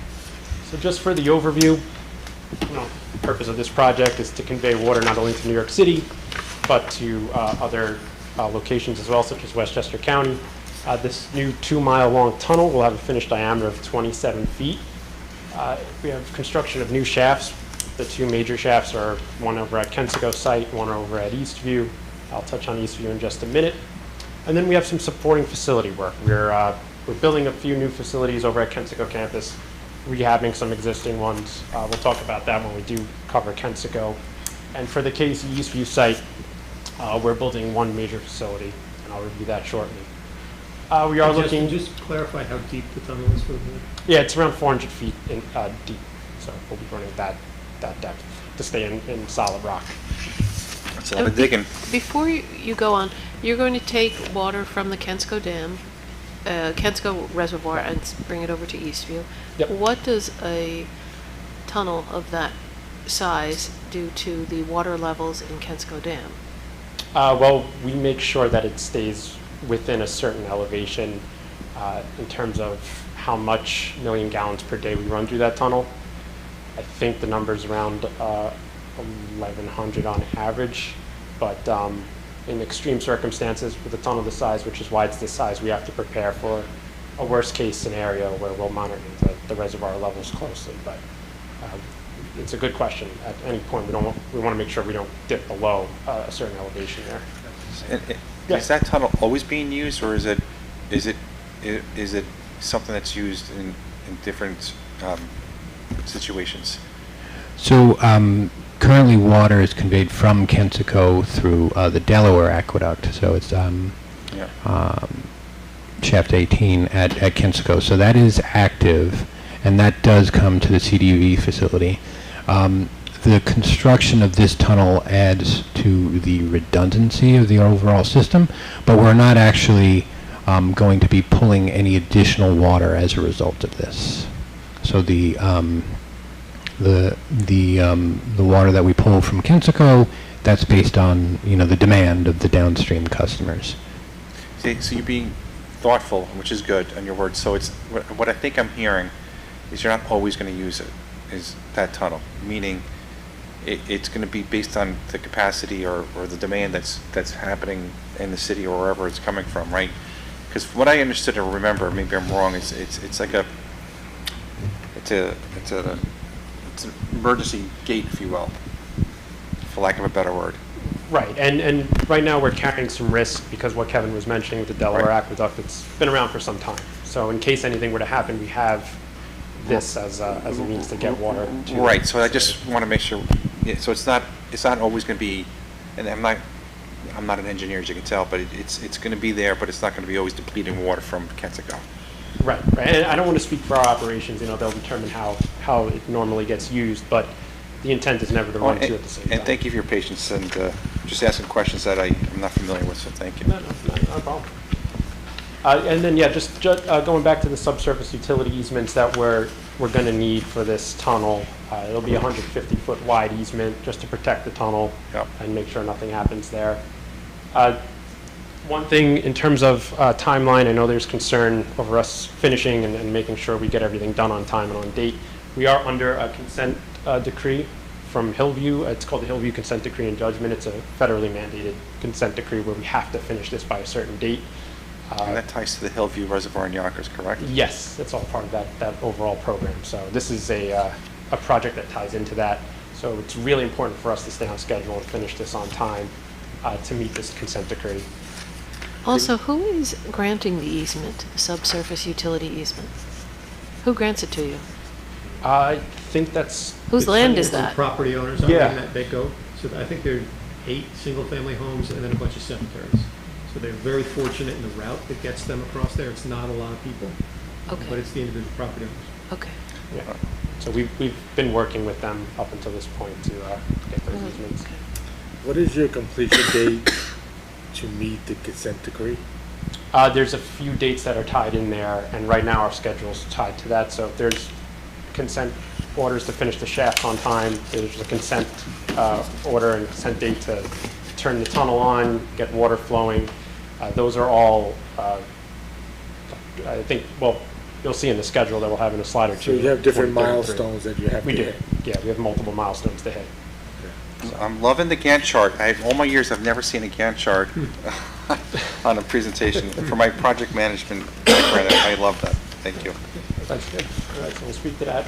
Yeah, sorry, Kevin, I just wanted to mention that the draft environmental impact statement was issued in October of 22. Final EIS was August of 2023, and then the statements of findings was a couple weeks after that, August 28th. All right. So this is just showing some of the neighboring properties, you know, over the Westchester County GIS map. The dashed lines that are circling both our properties are just our study area, and what we're going to, of course, closely monitor while we do construction both at Kensico campus and Eastview. And you know, that follows the tunnel route as well. And you're going under a couple, maybe 1 or 2, if I remember, maybe 3 homes, right? Or at all? It's a small number. Yeah. Okay. All right, and then this is just the sequence of our site plan applications that Kevin spoke to. For the first one, for contract 1, our site plan application, or our site preparation contract, that's for Kensico campus. For these 2 contracts, 2 and 3, we're here for the KC Eastview site. That was submitted in January, and then we will do a separate one for the Kensico campus. And then just to note that we do have a 4th contract, shoreline stabilization. We probably haven't spoken about that too much, but that is expected to be, that will be just for the Kensico campus, and that will have its own application submission. Okay. And yeah, here's just the overall schedule. These 2 contracts have the longest duration, starting with contract 2. That'll start later in 2024, run through 2030. Contract 3 will start in late 2026, so it does go on concurrently with this contract. That'll finish in 2033 with its construction work, and then part of that contract is our startup and commissioning of the overall KC tunnel and facilities. So the green boxes around 2 and 3, because you're doing those and you're bringing them together. Yeah, and that's what we're talking about today. Yep. So what we wanted to highlight. I just love this slide. We liked it so much we put it in twice. So you'll see. All right. So for the KC Eastview site, just to review what we'll touch on here, we have the site plan application, and some of the points we'll touch on that. Steep slopes application, a wetland application, our SWIP, and a variance that we expect to submit for the Eastview site. Okay. And this is the Eastview site as it currently stands with our existing facility. As mentioned, it's critical that we keep this up and running with little to no interference from our construction work. So just pointing out 2 of the major items with this work. We have the existing and proposed soil pile area at the very top of this graphic. And then where pretty much all of our excavation will be taking place on this site is in the dashed yellow box that's pointed out here for the proposed Eastview Connection Chamber location. So the Eastview Connection Chamber is the major facility that's being constructed over at this location. Okay. All right, so contract 2, which we call Ken's East 1, the tunnel shafts and Kensico rock excavation. This is our major underground work contract. Some of our limits of disturbance is highlighted on this slide. We have the stockpile area, which is the largest area here. That's where the existing soil pile was, where we removed some of that, where we plan to remove the rest of that as early on in the contract as we can, because we do need that entire area for construction staging and some of our water treatment facilities as well. That's the 16.86 acres. We have the uptake shaft area. That's where the excavation work is going to take place. It's 3.91 acres. And then we have the contractor parking and trailers, offices. I know we have some bullets on this, but I'll just mention now that the purpose of this area is to give the contractor and all the associated personnel with this work their own parking and entrance area, because as I mentioned, we want to kind of keep the construction and operations separate. So they'll have their own entrance to the site, their own parking area to kind of limit that interference. And then lastly, we have the south access road of 1.39 acres. That is actually going to be a permanent addition to our site to allow us for a little more flexibility in getting around the site, especially during construction, so our operations folks can get to where they need to be with some of those existing facilities. All right, and just highlighting some of these activities. We're removing the remaining soil pile from the previous work that we've done. Like I said, we need that area to set up for this work. Staging area preparation, we need to do some clearing and grubbing. That includes some required tree removals that'll be covered in a slide coming up. We have the construction of that south access road, the construction of the contractor field and CM office complex, and the new temporary contractor entrance along Walker Road. That was that zone 2 we showed earlier. And then construction of the KC tunnel and what we call shaft 2C. That's our major shaft over at the Eastview site. That'll include tunnel boring machine assembly and disassembly. So we're bringing the tunnel boring machine to this site. This is where we're going to actually start the tunnel work, and we're going to drive over to Kensico. And then we'll have some management of excavated material, including on-site soil placement, water treatment facilities in that existing soil pile area, temporary conveyor installation and removal. So we are going to have a muck conveyor on site that's going to basically bring the excavated soils from that excavation location to the soil pile area so that we can continuously move it off site. And then we'll have storage and removal of that excavated material, which is basically what I was just alluding to there. Justin, can I just ask you to just clarify that point for the board? So the biggest issue, as you know, that we had with DEP when they built the UV plant was Mount DEP, which was they were supposed to remove all that material, and it stayed there as a very large mound of soil, and it's still there today. So it's our understanding that you're going to complete that removal. Yep. All the material that's being removed from the tunnel doesn't get stored on the site. It's being removed from the site. Is that correct? Right. So at any given point, we're estimating it will gather, because we can only take out so much at a time, around 100,000 cubic yards. We'll continuously truck that out of the site as we start piling up there. How do you dispose of it? From site, we are writing our specs that they need to bring it to a facility within a certain amount of miles, I think. Okay. So I believe And up also, to the contractor. how many trucks is that? What kind of route? Because you can't go on the Bronx River Parkway. You can't go on, what are you doing? That's a very large number of trucks. Right. We have that count in our environmental impact statement. I don't know off the top of my head, but I know we Pat, who's did the that lead study. agency for that, for the DEP? Okay. Yeah, it's a huge number, as it was when they built the UV plant. They have truck routes that are established. They have roadway remediation programs when they wear out the roads from all the trucks that are driving. So it's a fairly elaborate program. Just again, because that was a sore point for us, Yep. the mountain there. When you move material out from the tunnel, does it have to be dewatered, or do you have to dry it before it gets removed from the site? In other words, would there be a pile for many, many months until it goes into a truck and is removed? I don't envision soil staying there for a long period of time, only because of the work, we have to clear that out for the next batch of soil that gets piled up there as we continue to do this work. Because not only is the shaft excavation going to be stored there, but when we do the tunneling, we're basically going to bring all of that tunnel soil and excavated material back out to Eastview and store it there. That's a lot of soil too, huh? It's a lot. And so like I said, the 100,000 cubic yards, I can't even. sounds like a lot, but it's really not when you really take into account Yeah. all the distance we're going. So we're going to need to constantly make room Yeah, and make sure we have that space. yeah. What's the diameter of your shafts? 27 So feet.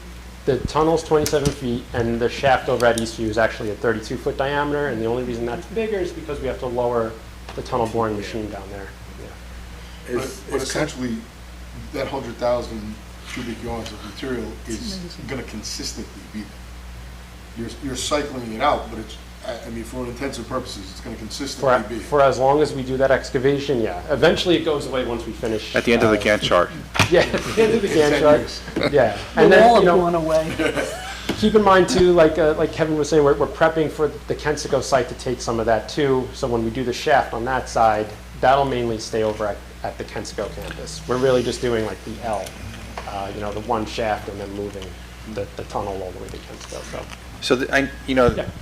yeah, go ahead. Just also to point out that we're working from the Eastview site for this, so our mucking operation. So when we construct the shaft at Kensico, clearly we'll need to bring the excavated material out at Kensico, but for the shaft at Eastview and then the tunnel itself, all of that work happens at the Eastview site, which is, you don't have the residential impacts that you would at Kensico, so we minimize the impacts as much as we can. And this conveyor installation and removal, so what is that? The temporary. Yeah, that's a new one to us, so could you explain that a little bit? The What's muck the conveyor? conveyor, how does it work? yeah, so we're basically setting up a overhead conveyor that's going to, as we excavate, we'll run it on the belt. Soil and muck will come out up the shaft, run down the conveyor, and be dumped into our soil pile staging area. So there's two reasons for that. One, can't really pile it up around our excavated area. It's too tight. And you'll see when we Yeah, we'll show let staff dig into that conversation. There's also a lot of existing trees in that area, so Yep. the soil pile area is a little bit more open. Yeah. The second is for a secure purpose. So that's highly secure facility.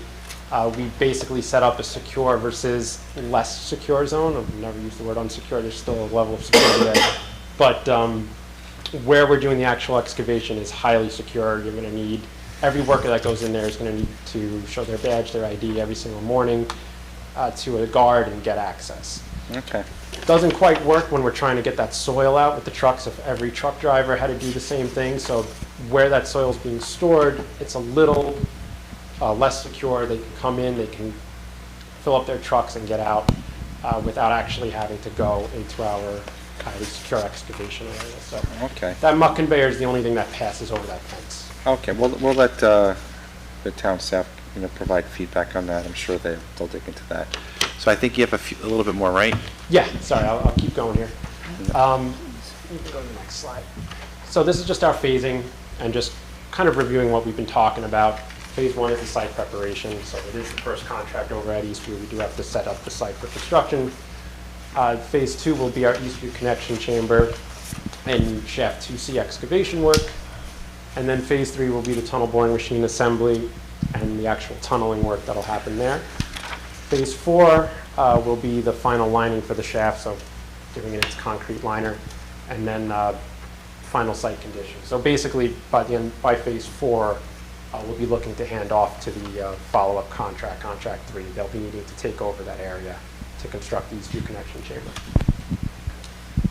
All right, and so for this slide, I want attention on the red here because that's the trees that we're going to be removing. We have around 140 trees of the 3,550 trees that are on site. So the ones in red are the ones we want to remove, the ones in green are there. Majority will be in the northwest corner, or more of the north portion of the site where our soil stockpile area is. And then the conveyor will take around 30 trees. The field offices rather, will take around 3. That's on the south part of the site. And our south access road, we're anticipating we need to remove 1. And we don't need to get into it tonight, but I'd be interested to know what mitigation measures or put into place to help with, make it more palatable with the tree removal? Are we going to plant trees elsewhere, or are we going to do any kind of environmental consideration or not? I think we're looking into that, right, in terms of tree replacement. We haven't gotten there yet. Well, so... Yeah, so we do have an intention for the tree mitigation. This is more for the Kensico site. The tree removal at ECU is not as extensive as at Kensico. We will be doing some tree planting on site at Kensico. Not all of it can be counted towards actual forestation. You know, if you plant 5 trees in an acre, you're not really foresting that acre. There will be a net loss at Kensico because of the activities there. So we have another contract where we will be mitigating the forest disturbance, and we're applying a ratio of 2 to 1. So 1 acre of net disturbance, we will reforest 2 acres. So it's plantings and invasive species control, native plantings, that sort of thing. So I think, just to kind of summarize, I think we need a slide on that if we come to a public hearing, just some sort of conversation on that, because I think that's something that's, when we present to the public, if we get to that point. Yeah, what I think we'd want to clarify in that, so the environmental impact statement addressed the ecological consequences of that tree removal, so you've heard their method to dealing with that. Our concern is beyond that, the physical appearance of Kensico. That's a pretty important site for us, so just the landscaping that's ornamental to a certain degree, the screening landscaping is important to you, how we deal with the views of that site. Yeah. So that's where I think you want to focus. Yeah, and also Walker Road too. You know, And Walker Road. Yeah, because I think more, you know, that's not as heavily populated, obviously, but it's whether the environmental benefit is a visual conversation or another conversation. There's 2 parts to that conversation, and I'm Exactly, that's my point. I'm not a member of the CAC, though I pretend to be at times, and sometimes I'm not, but most of the time I want to make sure we're considering it, because if there's a way to mitigate some of these impacts and we can solve some of these problems 10 years from now, that would be good. And I know that's a long way down the road, but I want to have some conversation about that when we go to the public hearing. I think that'll be a good conversation to have. So we can get into that later, though. So this is just for highlighting our wetlands disturbance, all temporary wetlands disturbance, but you know, these are wetlands delineated by Town of Mount Pleasant and U.S. Army Corps. None of them are New York State DEC wetlands. But this just highlights what we plan on impacting for our construction. I know there's a lot of colors and whatnot on this graphic, but the dashed brown and yellow lines show the buffer that's running along the stream that we have on site, Minebrook. And pretty much highlights what these bullets show. So we have, you know, our temporary conveyor impacting 1,250 square feet of wetland, but then, you know, when you count the buffer, we have, you know, close to 6,000 square feet. And then for the temporary stormwater outfall, we have that 5,500 square foot of disturbance, and then with the buffer, we're looking at close to 28,000. And then for that one construction outfall to Minebrook, around 100 square feet of wetland buffer disturbance. Once the work is done, we plan to restore these wetlands and not have anything permanent there. And then just for steep slopes purposes, it always goes back to the soil pile. So the red area is the biggest bulk of that, and that's highlighted here. A lot of it resulting from that CAT-DEL UV work that we did all those years ago. But as mentioned, we will be getting a lot of that. We will be getting all of that soil pile off the site. No natural landforms or geological features are counted here, and then we just have the breakdown of percentage of slopes in the chart below. Okay. And then just for blasting, so for the excavation work for this contract, rock blasting is going to be used for facilities over shallow bedrock and during tunneling. But for Eastview, it's worth noting that, you know, blasting is really going to be for the shaft work. You know, tunneling will be the tunnel boring machine itself. It will be controlled, it will meet town code, for example, you know, the pre-blast survey. We'll be doing blast monitoring implemented as part of the construction. We are anticipating up to 3 blasts a day. It's depending on how the schedule shakes out, but that could be the max amount that we will be doing. Town and adjacent owners would be notified of our blasting work. And then we'll be using blast covers such as a matter door to reduce the noise, and that could be reduced anywhere between 40 to 90% with that blast cover, so we do like implementing that. At that depth, can a blast be felt by the properties above? It depends. So we're going to be doing vibration monitoring and all that to see. So do you blast in the tunnel with the tunnel machine?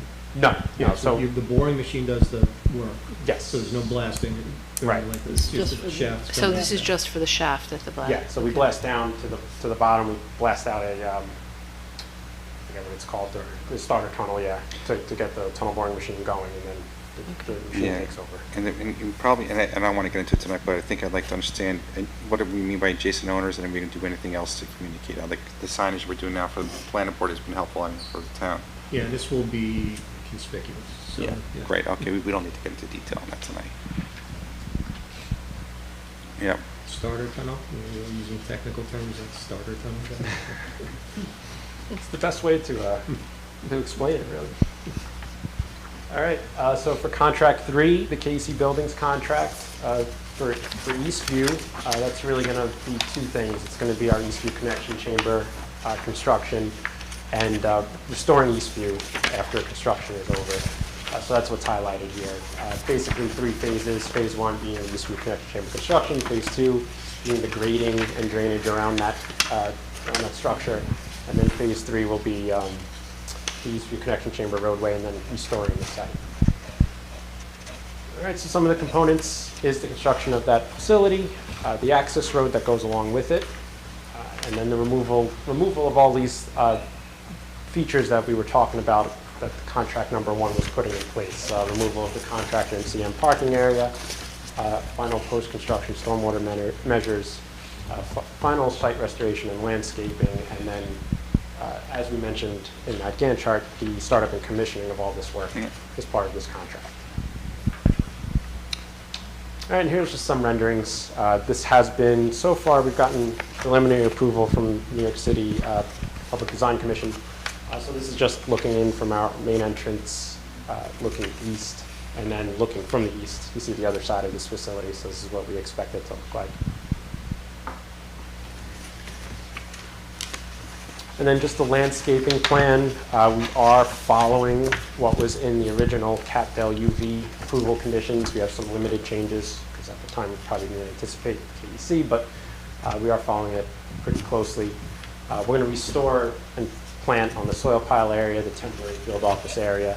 We're going to restore outfalls and industrial outfalls, and then restore, like I mentioned, any wetland disturbance that we have on this site. And in terms of noise, you know, going back to all the work that we're doing here, we don't anticipate exceeding the noise levels that the town has put in place. We do have our receivers that we've noted here around the site, and we'll be monitoring this closely and throughout construction to make sure that we are staying within the levels we anticipate. And lastly, just the variance that we do expect to need is for this Eastview Connection Chamber. We know the 40-foot limit in height, but our Eastview Connection Chamber right now is proposed to have an average height of 46 feet. I think that is it. Like we said, we wanted to show that Gantt chart one last time, so we do have that here. You know, whoever made that slide, make sure they know it's a great slide. I'm actually thinking that this would be good to use this format at my own employment, so. So it's a good format. So, and I can't help but make a joke about the tunnel under the prison, but that's a little joke. So I do want to, you know, do want to emphasize there's a lot that we can't control in this application. There's a few things that we can contribute to. And one of the things I want to make sure we contribute to is making sure that when you guys are done, again, like even the restoration of the site with, and I want to hear from CAC if he has anything to say, but making sure that we consider environmental enhancements that can be made as a result of this project. And I know this is a big project and it has to happen, but are there ways to improve the ecology, the environment, you know, when we sweep the floor and off you go and everybody's past the Gantt chart. So with that being said, Steve, you have anything that you'd like to share?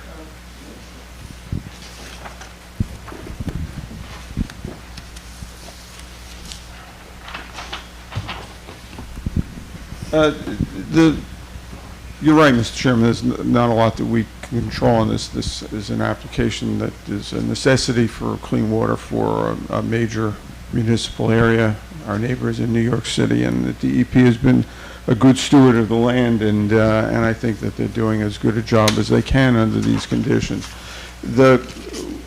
There were a number of questions that I raised in the letter that I'd sent that I'd like to just get some answers to. I don't want to go into them now. It's not necessary. I'm sure they'll respond. They were very responsive to my initial conversations with Phil Simmons.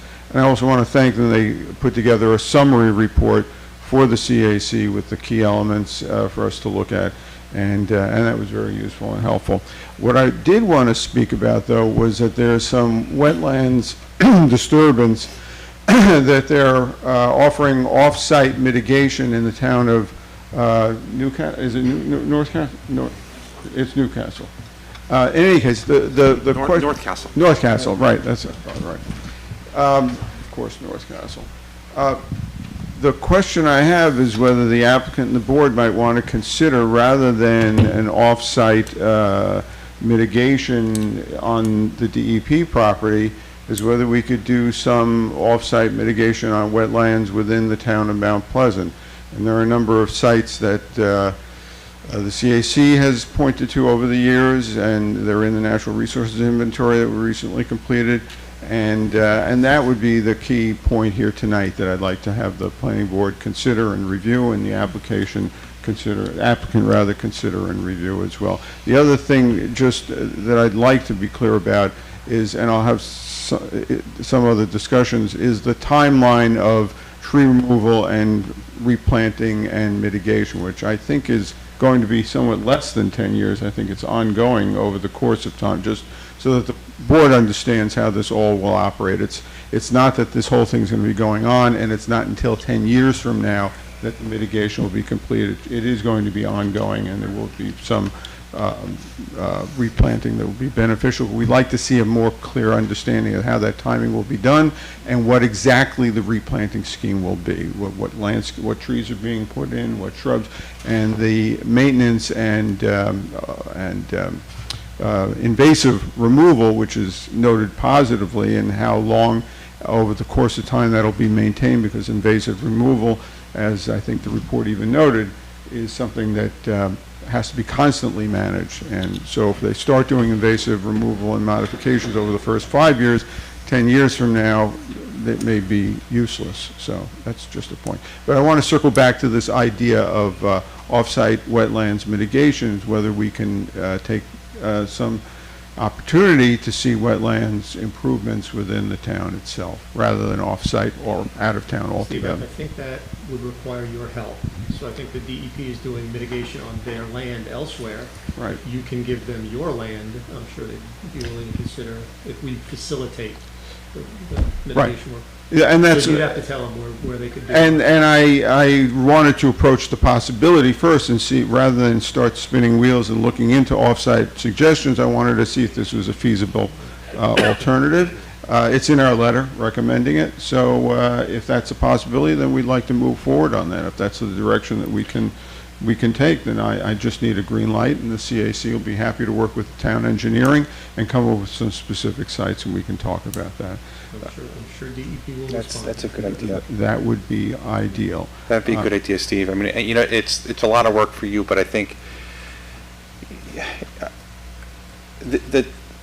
for lack of a better, I know we have to move forward on this application, but I will say we should look for some benefit to the community, and what I think may be a shining example of a benefit to the community after enduring 10 years of drilling and blasting and all that other stuff and dirt going down the roads is some environmental benefit. Like, how do we restore those sites to make sure, and we'll say this, the one thing I didn't see here really in any of these slides, like, I know all these things are important, we have to go through all these things, and the town has to put up with it, for lack of a better word, don't take it the wrong way, but we do, right? But what we can tell residents is, yeah, we're gonna have to do this, and the city's gonna benefit, but here's our benefit. We're gonna have a better environment, and we're gonna have better X, Y, and Z, a better viewscape. And there's so many ways with native plants and different types of plantings and things, and Steve can help you with that conversation, where we can say, wow, this is going to happen in 10 years, probably when we're all off this board, but it'll be a good thing for us to think about, I can just offer right now, Opperman's Pond is one of the locations that we'd like to see an improvement on, and that would be, I think, one of our primary It's a good idea, because it's going to be difficult for the residents of town, and I know we have to do it. It's going to be a hardship. It will be, but and we do have to endure that hardship. But let's provide some benefit if we can. Right. Thank you. So, okay, I think for this particular application, I do not think we're ready for a public hearing from what I understand for phase, but I don't think you guys are ready for that either. Not in this phase. We have So- initial review comments so that you'll hear back from people. So yeah, the comments we made, obviously, you can hear what I'm thinking, and I think some of the other board members and Steve is let's just create that wow experience if we can, with some benefit to the community, so we can at least make it more palatable for the residents. And it's just better for everybody in the world to have a better environment. So, okay, with that being said, thank you, and I really appreciate the very thorough and very thoughtful and well put together presentation. Thank you. Thank you. That being said, we can take a motion to close Motion to the adjourn. meeting. Motion to adjourn. Motion from Joan. Second. Second from Jane. Walter. Aye. Jane. Aye. John's not here. Joan. Eileen. Aye. JD. Yes, aye. Aye. And aye for me. Meeting's closed. All right. Go home.